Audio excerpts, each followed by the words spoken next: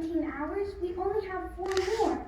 I nodded. I hadn't spoken since my brother died, and I wasn't going to start speaking now during the 21-hour trip from Massachusetts to Washington, D.C. Mother looked disappointed. I didn't really care. I was too busy thinking about college, an unreal fantasy that would never come true. My dream was to go to Radcliffe College. No one in my family had attended college, so I knew my chances of going were slim. Willie! Someone behind me scolded. My brother's name was Willie. I remember how excited he had been to go to war. He was a selfless person who had enlisted in the Great War to fight for freedom with the Allies. He loved his uniform and the procedures and weapons that came with training. He wrote letters every chance he got. Imagining the times he was going through made me feel close to him, even if we were thousands of miles apart. First week of training went well. We practiced drills, group marches, musketry, and bayonet practice. Not much time to write. I send my love home. On my way to battle, the boat is cramped and food is awful. Turns out I get motion sickness. Hasn't been the best week. Storm is coming. Miss you. Saw many people die today. Wasn't pretty. Was wounded by a bullet, but nothing too serious. I'll be back on the field in no time. You were right. War is the worst thing ever. Be safe. I know I will try to. After reading each letter, my mother would cry. She took on so much responsibility once the war started.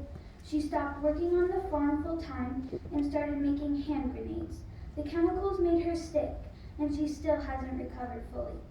The letters started to get shorter with longer periods of time between each one until they just stopped.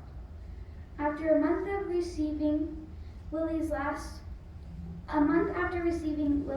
letter, we got a telegram stating that my brother had died in the Battle of Meuse-Argonne, one of the over 26,000 casualties in that battle. The train suddenly lurched forward and stopped.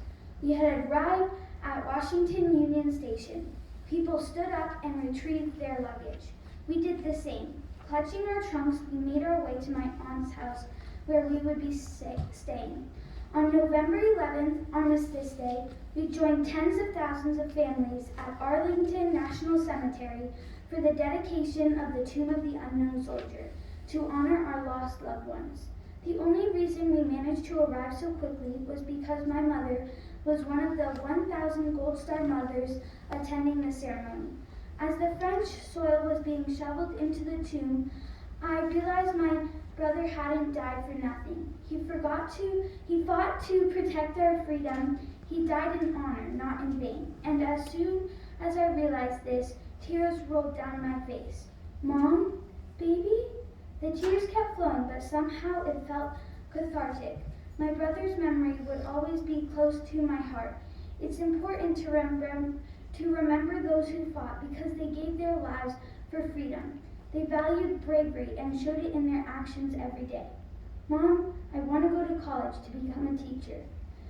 You have always had a sharp mind, and I want you to have a bright future. This is why I have been saving money to help you pay for college.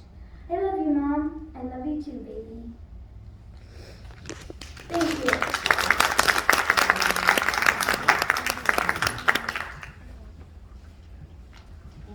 Right over here, and we'll have our Regent Lisa White present you your certificate. And Mrs. Garcia, did you want to come up and be in the picture with us?